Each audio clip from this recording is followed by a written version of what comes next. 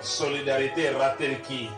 yambaloza na posa bato ya makasi bato ya mpiko bato ya volonté topesa ye maboko po makambo nyonso na mike etali kaka ye te fo bana na ye basonga ye na bongo ainvite bamembre nyonso ya Solidarité ratelki na salle ya rédaction ya ratelki awa na centre dake totonda kuna mpona kobongisa ndenge nini tokokosepelisa papa alobi yambalo alingi ratelki esungama ezala mpona bisaleli ezala mpona kosunga basali ezala meme mpona kotia mwa eloko na libumu baza na makasi ya kosunga ye po ete sango na ye mpe ya lingombe na bandimi na ye etambola mpe yoka na mokili mobimba papa sengi biso nyonso tokutana na salle ya rédaction ya ratelki nga moko mpe en tant que premier membre ya Kinshasa na kozala wana ekoyinda mabe epi tala bazoliseli biso télévision ndenge posa na biso ezalaki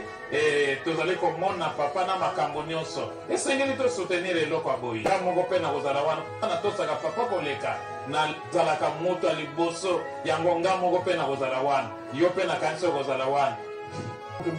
vous avez déjà ratelki likambo ya solidarité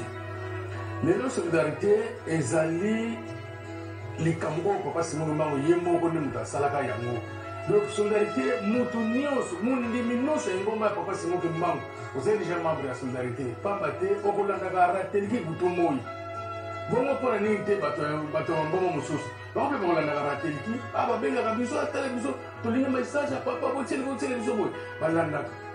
biso nio tokanga tozala eloko moko tozala likanisi moko mpona kopesa maboko na ratelki ya ezala ozala na solidarité te me ntango okoyoki mbele wana yaka ntango okoya koyoka nini bakobongisa awa mpo biso tokokotia maboko solidarité ezongo ndenge ezalaka liboso ratelki okokotambola malamu na kombo ya tata ya mwana kutata molimo centre ratelki ezali ngongo ya mpasi moki mbangu kiangani ye moko azwaki likanisi ete ntango afongoli radio na televizio esengeli eloko tosunga ye ezala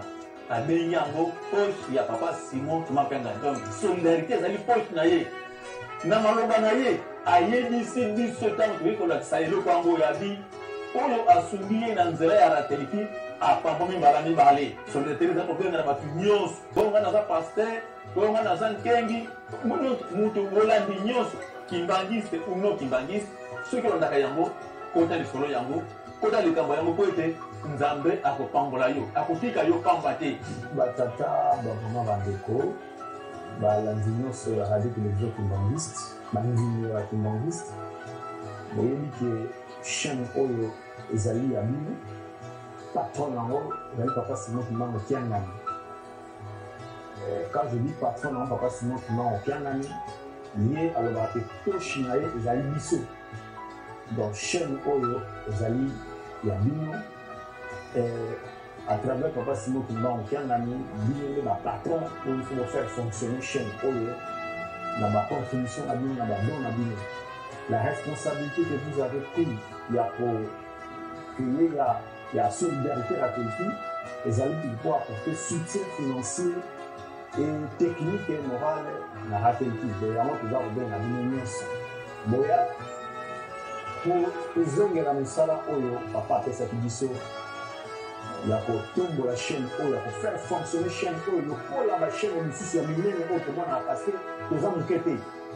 quand on parle de l'église kimbangiste eza eloko moke te donc chaîne na bino na ratelki il faut elekape bachaîne mosusu oyo tomonaka minene donc toza kobenga bino nyonso solidarité raki oyo okenda kala obunga ozalaka desu mpona eloko songo oyo pakala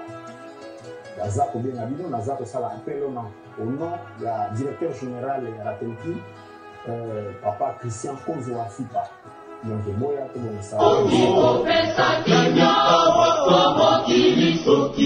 Kimba Mute